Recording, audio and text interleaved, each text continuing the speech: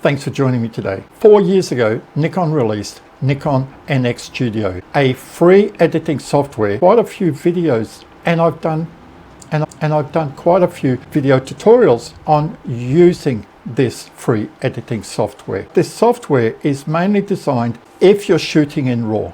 It will accept JPEGs and TIFF files, but some of the editing features have been locked out. Because what people don't realize is that when you're taking photos, you have the option of either shooting in RAW or shooting in JPEG. And when you're shooting in JPEG, you're accepting that that image is a finished product. It's great for quickly uploading to social media, sharing it to friends and saying, hey, this is where I was. Whereas the RAW image, the NEF file, you go home and you can spend time editing that image to your heart's content, which you can't do on a JPEG because one, the file size is so small, two, it's been compressed. So a lot of the details that isn't necessary for that JPEG image has been taken out. And I'll show you why Nikon has decided to lock out those features so that you only edit the parts of the image that Nikon feel that a JPEG image could be touched on, like a bit of saturation, a bit of brightness, and that's all. And before I go on, I've done quite a lot of tutorials on Nikon NX Studio. They're 3 to 4 years old. The big problem for me with Nikon NX Studio was that it was very laggy. It was slow. And I've used it quite a bit over the last week, and I found that a lot of those issues are gone now. So this is a great thing for Nikon because now we have free editing software that isn't laggy, and this was putting a lot of people off. Let's import some photos into NX Studio and edit a few photos.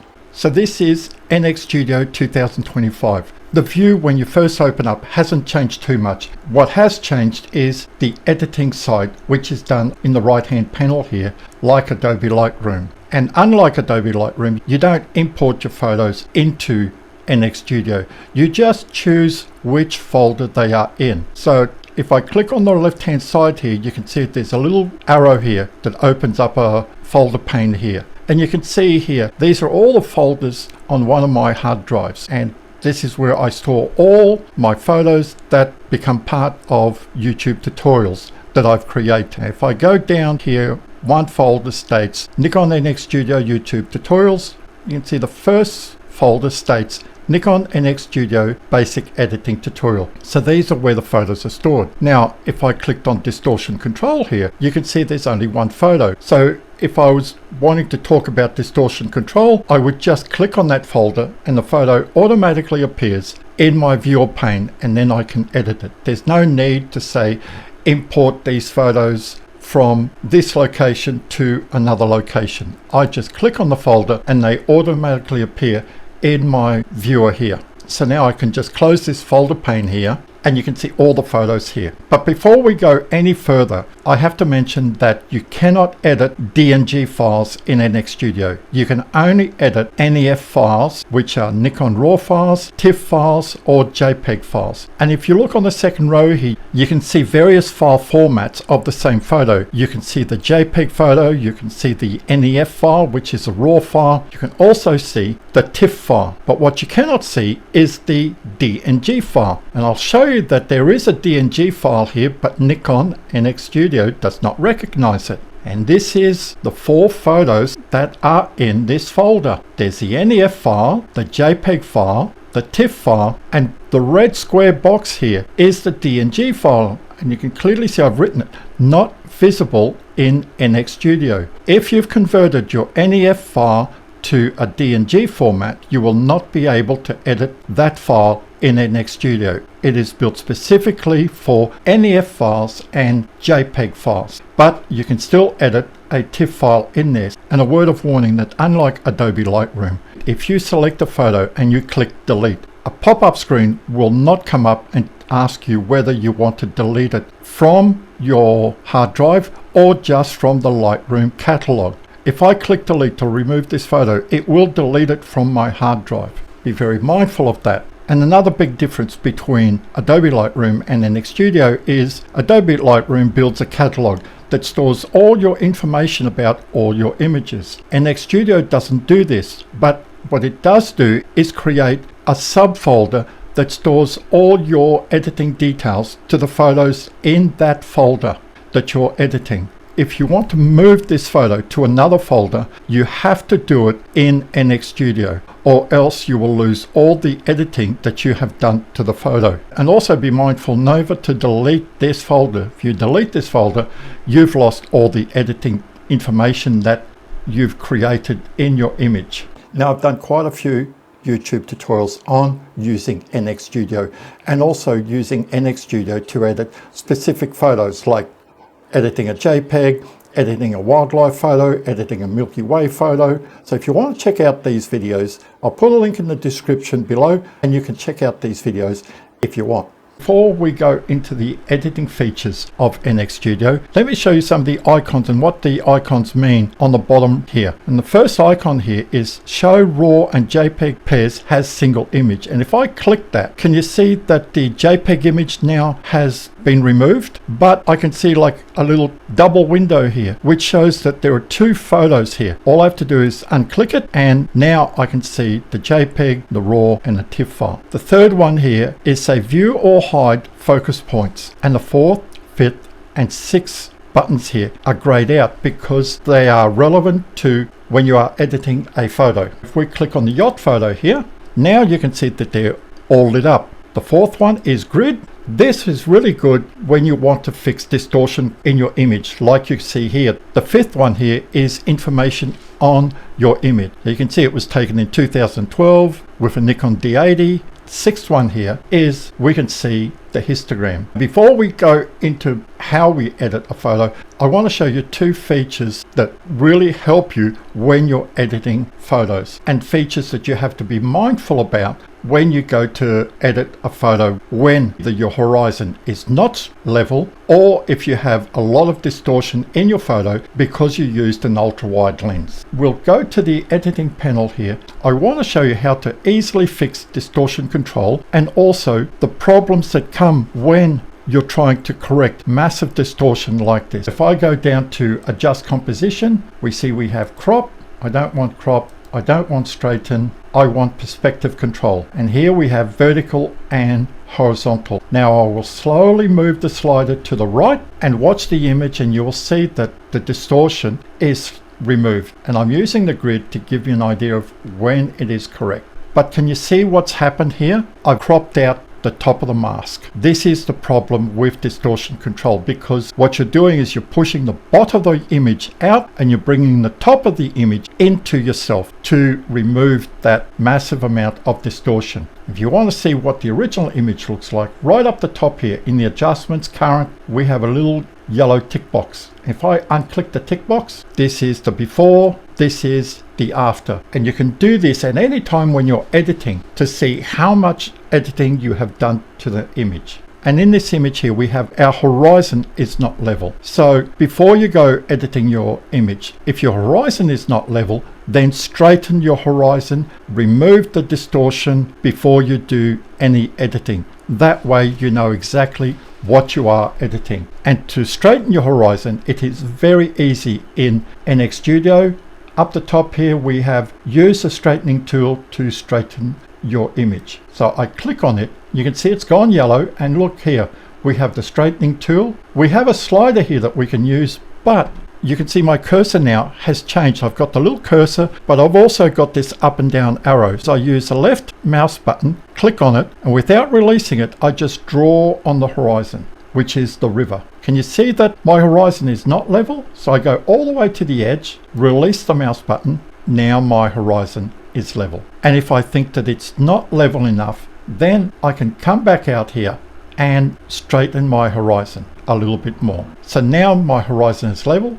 And now if I want to remove this distortion, I can just use the perspective control and straighten my horizon like so.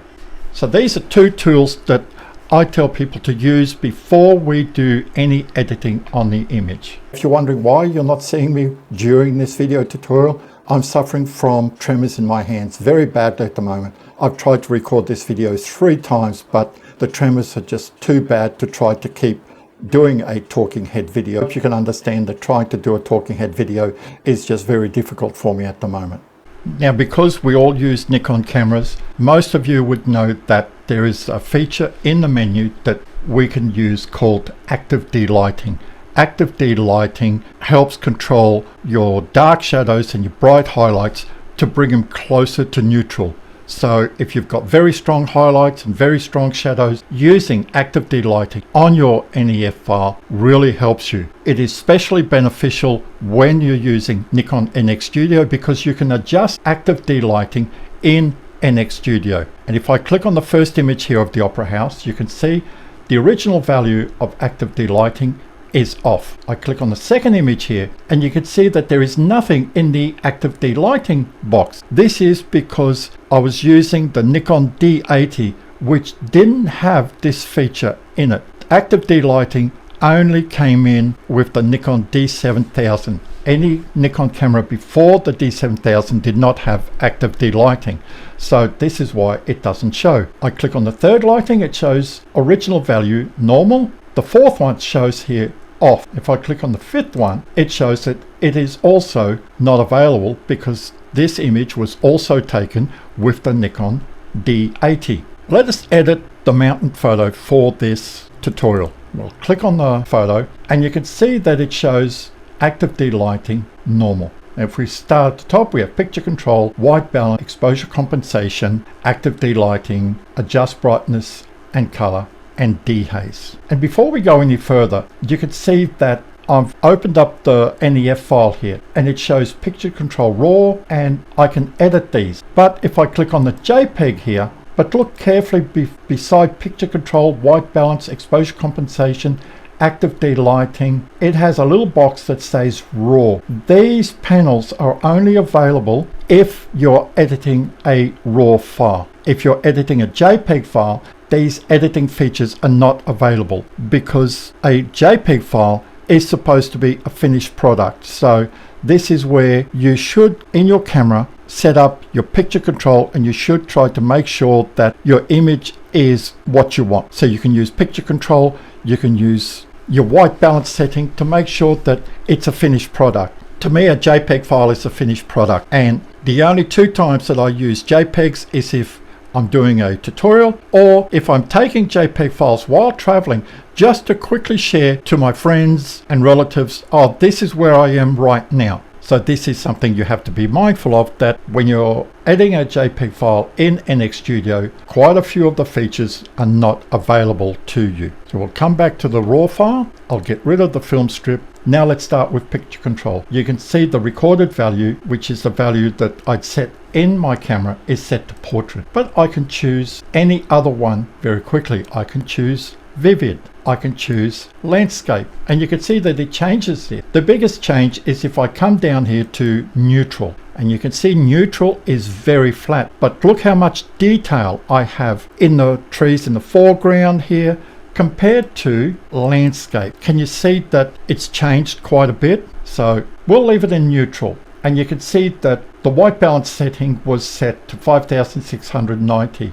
And this was taken with my Nikon Z6 II, and it was set to auto white balance natural light. I can easily change that if I want. I click down here and these are all the settings I want. So if I want direct sunlight, you can see it's gone a bit blue. I want cloudy, I want shade. You can see shade has made it a bit orangey. I can also choose, if I want to be specific, the gray point. And here we're looking at a neutral gray, and I'm just looking amongst the snow here for a grayish area, and we'll select right there. So now it's telling me that this is the correct white balance for the area that I've chosen. This looks really nice. If I want to, I could still warm the image up or cool the image down a bit, so I can just slide it down or slide it up. I'll leave it where it is there. That looks very good to me.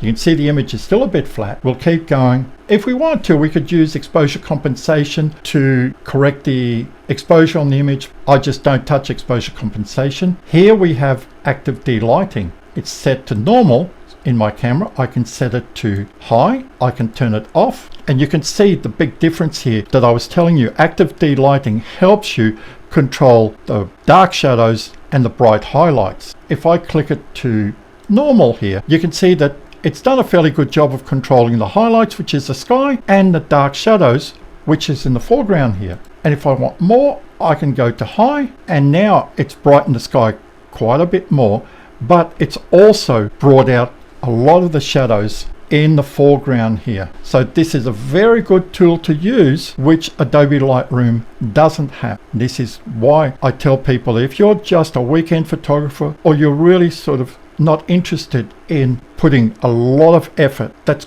incorrect. I mean, spending so much time just to share your images on Facebook or Instagram or just to your friends, then don't worry about paying a subscription of over close to $15 a month. NX Studio will do a very good job in editing your photos for you. Now we have the main panel here, which is your brightness and color. So we have brightness, contrast, saturation. NX Studio doesn't differ between saturation and vibrance, whereas in Adobe Lightroom you can choose saturation and vibrance. Here saturation means you got saturation and vibrance together. So I can add a little bit of contrast to the image, and I can see on my histogram here that most of my detail is in my midtones, in the midsection here, but I've got a flat line all the way to the right here, and that is the snow on the top of the mountains here. I can increase the brightness a little bit, but what I want to make sure is that I don't lose the detail in the snow-capped mountains here. I'll increase the saturation a little bit, and the next we have highlight protection and shadow protection. Lightroom starts from the center. Here we just have 0 to 100. So the more we slide the slider to the right, the more we're protecting our highlight. And here we don't have too many strong highlights, but this looks a little bit better. I can see I've got a bit more detail in the snow-capped mountain. The shadow protection means that I'm going to decrease the strength of the shadows. Now this last slider here, delighting HS, this is a precursor to active delighting. If you do a Google search, you will find that Nikon states that delighting HS was before active delighting was available in your camera. For example, if I was editing a photo from my Nikon D80, I cannot use active delighting because that feature was not available. I can use delighting HS and it will do a similar job as active delighting. So there is no need for me to use delighting HS because I've already used active delighting in this image. So you use either one. Don't use both of them because they will just counteract each other. And before we go any further, you can see up here the top current. I can unclick that. This is what we started with. This is what we have at the moment. Then we have dehaze. Dehaze is available in Adobe Lightroom. Here Nikon will warn you that you have to be careful what you do when you're using dehaze. If I click on dehaze and just try to turn it on, and you will see the pop-up screen, active delighting and skin softening are disabled while dehaze is in use. This means that if you're using active delighting, that coming down here and using dehaze, active delighting will be disabled. So what you've set with active delighting will be removed from the camera. So I'll just click OK. I will remove dehaze and you can see now my picture's gone back to normal. So that is how much I've done with active delighting. This is just basic editing. I'm not going to go into levels and curves because you really need to know what you're doing there. I'll come up to adjust detail. Here we have noise reduction. This image was taken, it shows me the ISO was 100. So there is very little noise in here. But if I was using a high ISO like ISO 800 or ISO 1000, I can just click on noise reduction here and I can say off. I've got low, normal or high. So if I say normal, it will just work on it and remove the noise that it feels in the camera. Then we have adjust composition. Here, if we want, we have all the tools down here exactly the same to up the top. Remember up the top here we use the straightening tool. I can also crop the image. It looks like I've just about finished editing the image here. Can you see that I've got quite a few tick boxes here? I've got picture control. I've edited the picture control settings. I've edited the white balance setting. I haven't used exposure compensation. I've used active delighting. I've adjusted the brightness and color to the image. I haven't used dehaze. So there are 4 panels here that I've used. And if I want to see what the image looked like with one of these panels removed, let's say for white balance, I can just unclick the box and see if my white balance has changed. The same for picture control. Can you see that picture control has changed? This is what I've chosen now, and this is what the image looked like before. The same with adjusting brightness and color. This is before, this is after, and now if I go all the way up to the top here, I've got the yellow tick box. I can unclick that, and this is what the image was before. This is what the image looks like now. I can go up to the top here on the toolbar where it shows switch to before and after. I click on it, so you can see this is the before image on the left, and this is our edited image on the right. I'll come back to single, and the last thing that if I wanted to, I can crop the image. So I come up here to the crop tool, and I'll go all the way to the bottom right and select what I want. And let's say I just cut off the image here where the two mountains appear. There.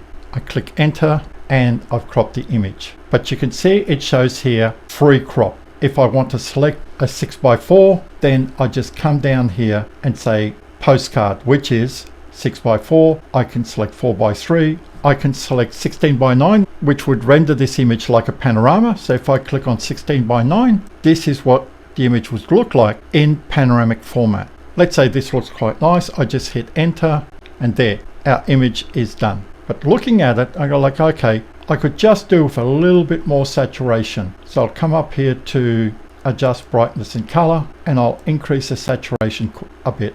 There, that looks much better now. And that's it. I'm finished with it. Now I just double click on the image to get back into the viewer box. So now we're ready to export our image from Nikon NX Studio onto our hard drive to upload to Facebook, Instagram. And what I should have shown you at the start is that there is another toolbar, but I hid it. If I go to the window panel up the top here to show and click on show toolbar, and I only show this toolbar when I am ready to export an image. And all the way to the right here, it shows export in a different format or to a different compression ratio. So I click on that.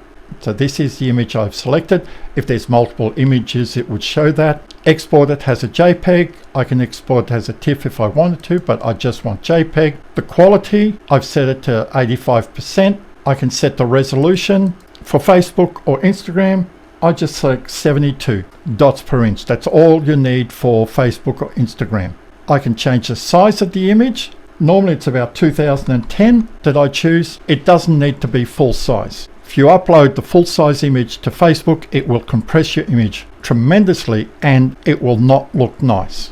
And if I want to remove all the information from this image, I can say remove camera settings, remove all of these, and now it says save in specific folder. So my folder is in Video Drive 2, Facebook, Charles and Photography, and it is to be uploaded. It is a landscape image, so I just go up here to landscape, I click select folder. Now I just click on export, and it will have exported the image to that folder.